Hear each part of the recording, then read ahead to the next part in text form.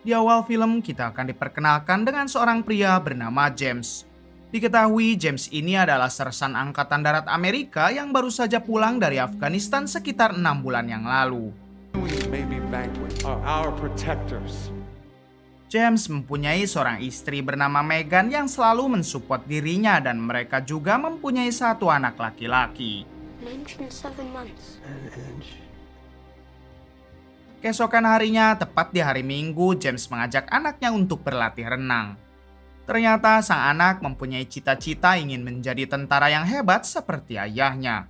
Untuk itu, sang anak berjanji kalau ia akan terus berlatih keras.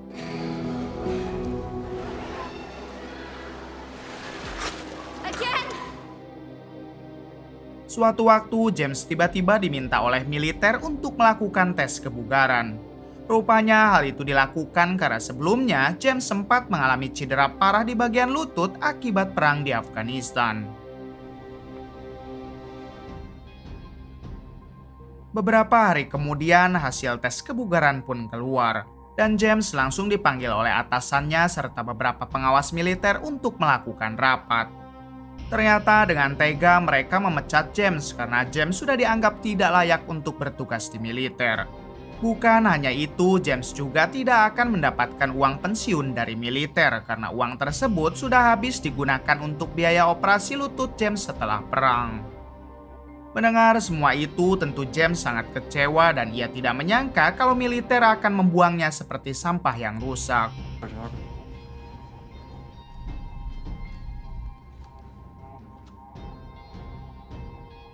Sebelum meninggalkan militer, James pun sempat memberi penghormatan kepada bendera negara karena pada dasarnya James sangat mencintai negaranya tersebut.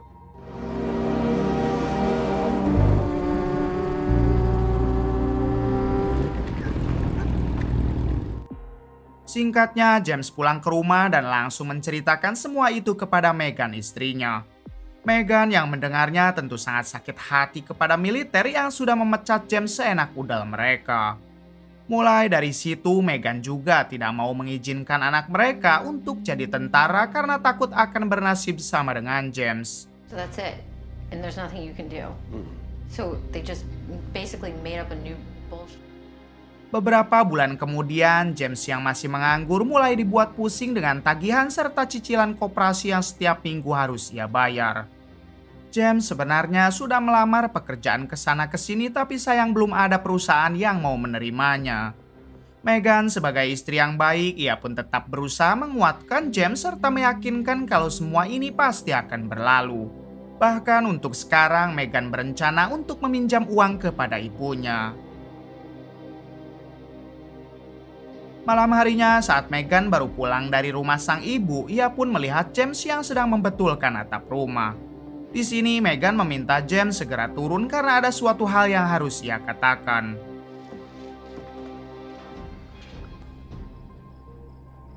Ternyata Megan ingin memberitahu kalau sahabat James yang juga sudah dipecat dari militer sekarang bundira akibat kesulitan ekonomi. Mendengar hal itu, James tampak tidak percaya karena sahabatnya yang dimaksud adalah orang kuat. Kemudian Megan tiba-tiba memeluk James karena rupanya Megan takut James akan melakukan hal yang sama seperti sahabatnya, yaitu bundir. Di hari selanjutnya memperlihatkan James yang sedang menghadiri acara pemakaman sahabatnya tersebut. Ketika James hanya tinggal sendiri, ia pun dihampiri oleh seorang pria bernama Michael. Ternyata Michael juga adalah mantan tentara sama seperti James, bahkan mereka berdua pernah beberapa kali tugas bersama. Kemudian Michael mengatakan apabila James tidak sibuk, ia ingin mengundang James untuk makan malam bersama di rumah Michael. Ceremony or dying? What do you mean? Singkatnya, James datang ke rumah Michael untuk memenuhi undangan makan. Terlihat James yang ternyata sudah akrab dengan istri dan anak-anak Michael karena mereka berdua memang sudah lama berteman. Kemudian makan malam pun dimulai dan mereka membahas kenangan saat James dan Michael bertugas bersama. He pulled me out of a bar once. Yeah. Was it true you actually saved my dad's life? We looked after each other. Setelah melakukan makan malam, James bercerita kalau dirinya sudah dipecat dari militer dan sekarang masih menganggur. James sangat bingung karena semua hutangnya semakin hari semakin menumpuk. Michael menjawab kalau dirinya juga sudah dipecat dari militer sama seperti James. Namun untungnya Michael langsung bekerja di militer swasta dan gajinya pun cukup lumayan. Mendengar hal itu, James memohon agar Michael bisa memasukkan dirinya juga ke militer swasta tersebut. 5-6 a day. We're all just mercenaries in the end.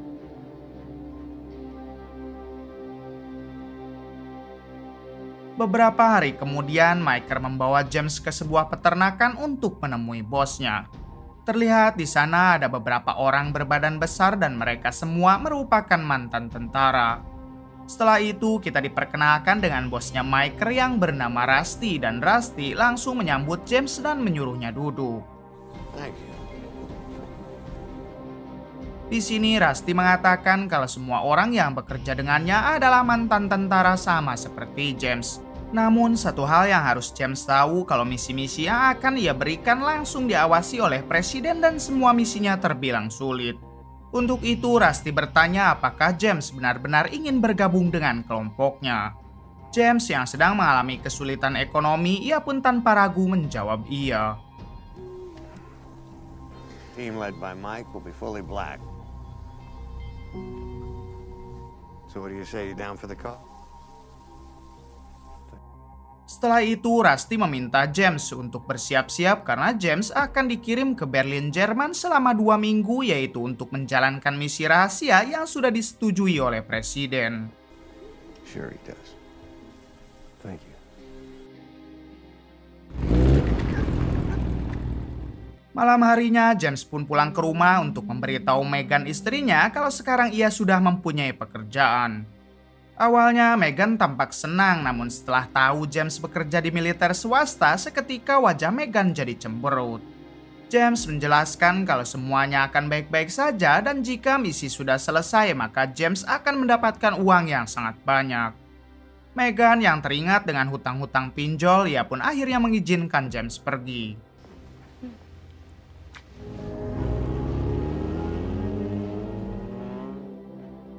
Singkatnya, James berangkat ke Berlin dengan menggunakan pesawat komersil. Terlihat di Berlin, James segera masuk ke salah satu hotel yang sudah disiapkan oleh Rusty. Beberapa jam kemudian, James didatangi oleh satu anak buah Rusty bernama Katia. Ini orangnya. Katia rupanya sengaja diutus oleh Rusty untuk menjelaskan mengenai misi apa yang harus James kerjakan. Ternyata tugas pertama James adalah memata-matai seorang profesor bernama Salim. Salim dicurigai sebagai ilmuwan yang bekerja sama dengan para teroris. Kemudian tanpa menunggu lama, James pun langsung berangkat untuk mulai melakukan misinya dalam mengintai Salim. Siang dan malam, James terus mengawasi Salim sampai Salim tidak pernah sekalipun luput dari pantauannya. Bahkan ketika Salim pergi ke labnya, James sudah ada di sekitaran situ untuk memantau. Setelah beberapa hari melakukan pemantauan, James pun segera melaporkan semua aktivitas Salim kepada Katia. Sampai di suatu waktu, James mendapat pesan dari Katia kalau pengintaian Salim sudah selesai dan James diminta untuk pergi ke suatu tempat yang dijadikan markas. Setibanya di markas yang dimaksud, ternyata di situ sudah ada Michael, Katia, dan beberapa anggota lainnya. Kemudian Michael menjelaskan kalau Salim telah bekerja sama dengan kelompok teroris untuk membuat senjata biologis yang bisa menghabisi jutaan orang. Untuk itu, misi utama mereka adalah menghabisi Salim, mencuri data penelitiannya, serta menghancurkan labnya. Namun sebelum itu, Michael mengingatkan kalau lokasi labnya Salim berdekatan dengan kantor polisi Berlin sehingga mereka harus sangat berhati-hati.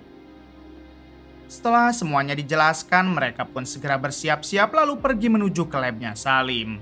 Plane will be ready at Airfield Alpha.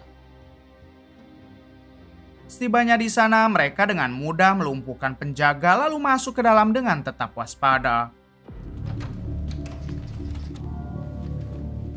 Sampai pada akhirnya mereka berhasil memojokkan Salim dan mulai menginterogasinya.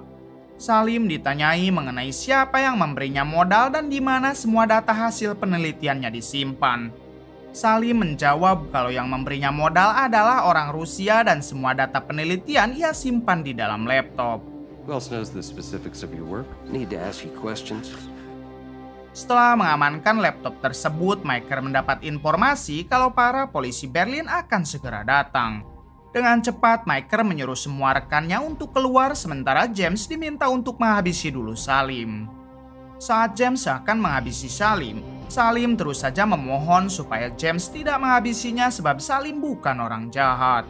Bahkan Salim mengatakan kalau penelitiannya selama ini akan sangat berguna untuk umat manusia. James yang tidak percaya begitu saja, ia pun tetap menghabisi Salim dengan menggunakan cairan racun. Sebelum tewas, Salim sempat menjelaskan kalau dirinya menyimpan duplikat penelitiannya di sebuah brankas yang hanya bisa dibuka oleh istrinya Salim. Who sent you? Do you even know who you're working for? No, stop. Ah! Setelah itu, James membakar tempat tersebut agar seolah-olah kematian Salim akibat kecelakaan.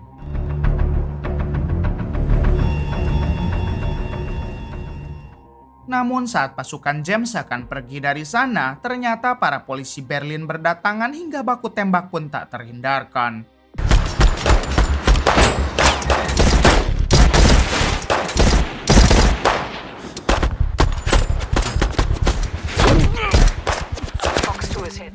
Di insiden ini, Katya dan beberapa rekannya harus tewas tertembak. Bahkan kaki Maker juga harus terluka akibat tembakan dari para polisi Berlin. Melihat Maker sedang terluka, James pun segera menggendongnya lalu pergi ke arah danau.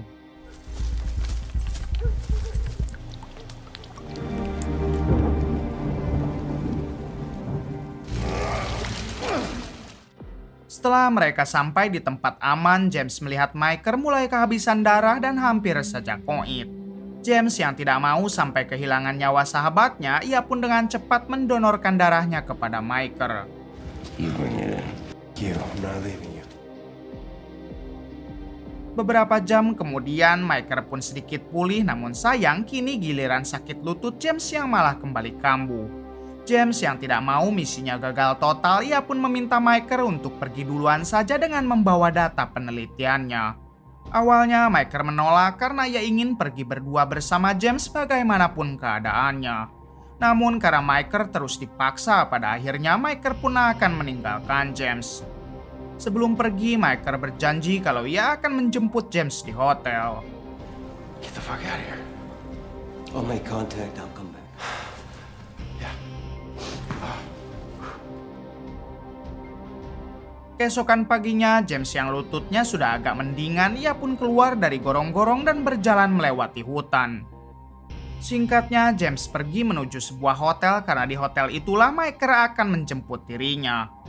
Setibanya di hotel yang dimaksud, James menemukan paspor miliknya serta sebuah pesan dari Maker. Di dalam pesan tersebut, Maker mengatakan kalau ia akan menjemput James secepat mungkin.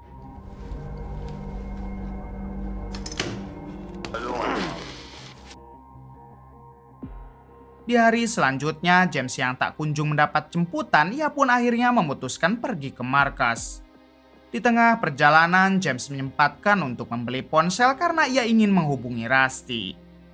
Setelah itu, James menghubungi Rusty dan terlihat Rusty yang tampak panik. Lalu Rusty bertanya di mana James sekarang karena anak buahnya akan segera menjemput dengan menggunakan mobil berwarna coklat.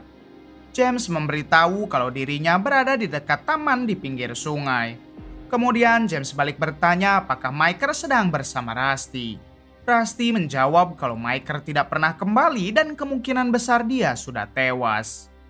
Selang beberapa saat, mobil anak buah Rusty pun datang untuk menjemput tepat di seberang jalan. Namun di sini James merasa ada yang janggal hingga ia memutuskan untuk menjauh dari mobil tersebut. Namun saat James sedang berjalan, tiba-tiba beberapa orang menyerang James dengan membabi buta.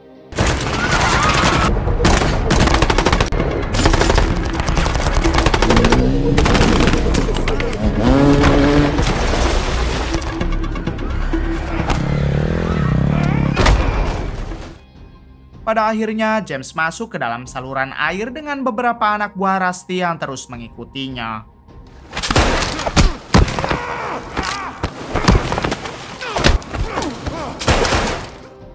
Tak lama, pertarungan pun terjadi hingga James berhasil menghabisi mereka dan hanya menyisakan satu orang dalam keadaan sekarat. Di sini, James bertanya siapa yang sudah mengirim mereka dan orang itu menjawab Rusty. Mendengar hal tersebut, James pun beranggapan kalau yang sudah menghabisi Michael juga adalah Rusty. Kemudian, James pergi dari tempat tersebut dengan semua luka di badan. James sama sekali tidak habis pikir kalau Rusty akan tega mengkhianatinya. Selang beberapa saat, James tiba-tiba teringat dengan perkataan Salim tentang duplikat penelitian yang hanya bisa dibuka oleh istrinya. Hingga dengan cepat, James pun bergegas pergi untuk menemui istrinya Salim. Setibanya di rumah Salim, James langsung mengancam kalau ia akan menghabisi semua anggota keluarganya apabila istri Salim tidak memberikan salinan data penelitian suaminya. Istri Salim mengatakan kalau data tersebut ia simpan di brankas bank yang ada di ujung kota. Saat itu juga James mengajak istrinya Salim untuk menuju ke bank yang dimaksud.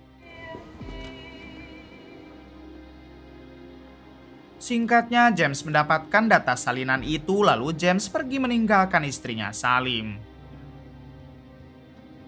Malam harinya, James menghubungi mantan informannya dulu yang kebetulan tinggal di negara Jerman.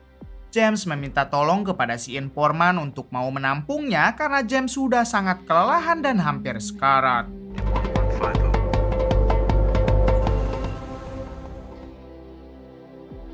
1 jam kemudian si informan pun datang menemui James, tapi saat James masuk ke dalam mobilnya tiba-tiba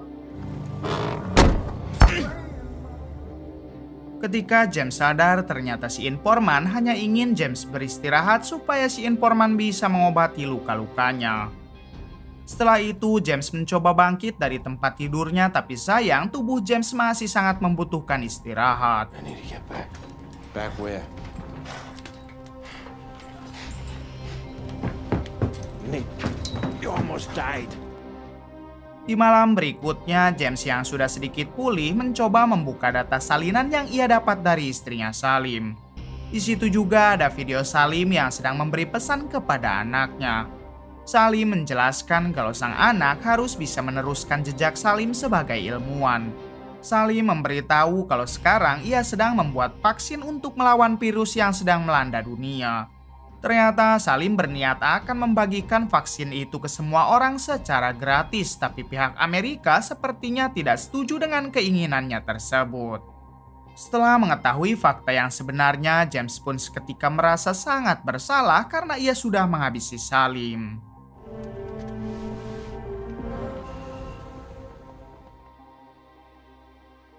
Kemudian si informan mengajak James untuk makan malam bersama. Di sini si informan mengatakan kalau rumahnya ini begitu sangat aman sehingga musuh tidak akan tahu keberadaan James. Namun baru saja mengatakan hal itu tiba-tiba ternyata yang menyerangnya adalah anak buah Rusty dan mereka mengetahui keberadaan James lewat alat pelacak ponsel. Kemudian James yang melihat si informan telah tewas, ia pun segera membuka tabung gas. Lalu James menyalakan lilin di dalam kamar agar terjadi ledakan saat kamar nanti dibuka. Dengan cepat James keluar dari sana dengan memanjat pohon dan saat anak buah Rusty membuka pintu kamar tiba-tiba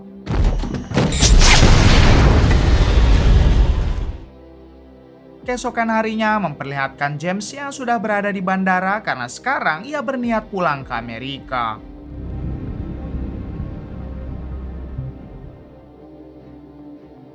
Setibanya di Amerika, James mengambil motor lalu pergi ke rumah Michael. Ternyata James berniat untuk memberitahu kematian Michael kepada keluarganya di rumah.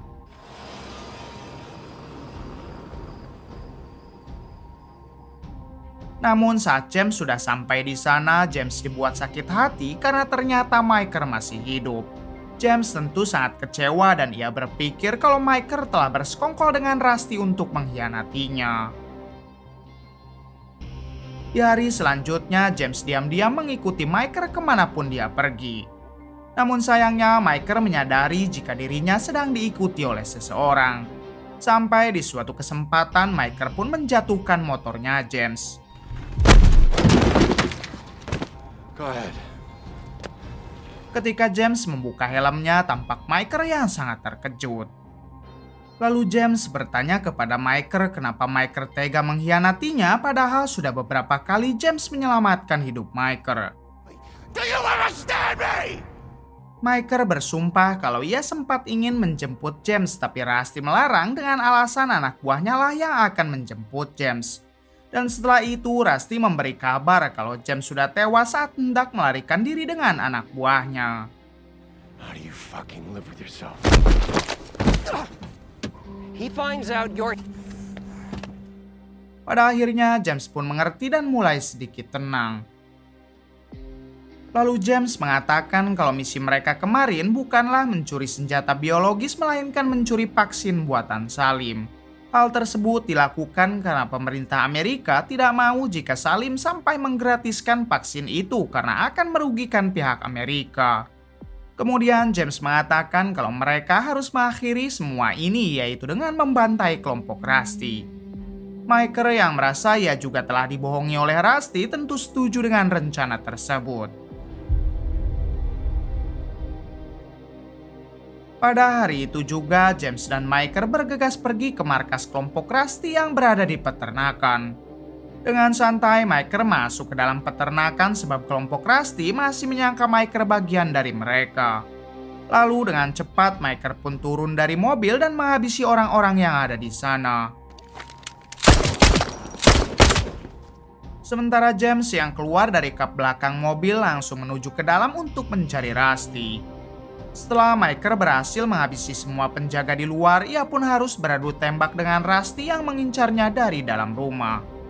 Di waktu yang sama, James masih disibukkan melawan para anak buah Rusty yang masih tersisa.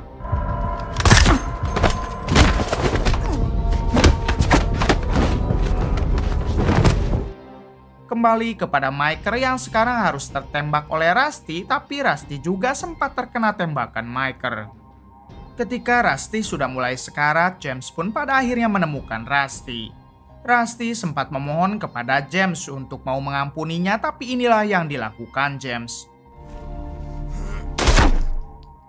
Setelah itu, James membawa Michael pergi dari tempat tersebut menuju rumah sakit. Di sini, James mengatakan kalau ia sudah mengambil semua uang milik Rusty dan akan dibagi dua dengan Michael. Namun Michael menjawab jika dirinya sudah tidak akan tertolong, hingga tak lama Michael pun akhirnya tewas.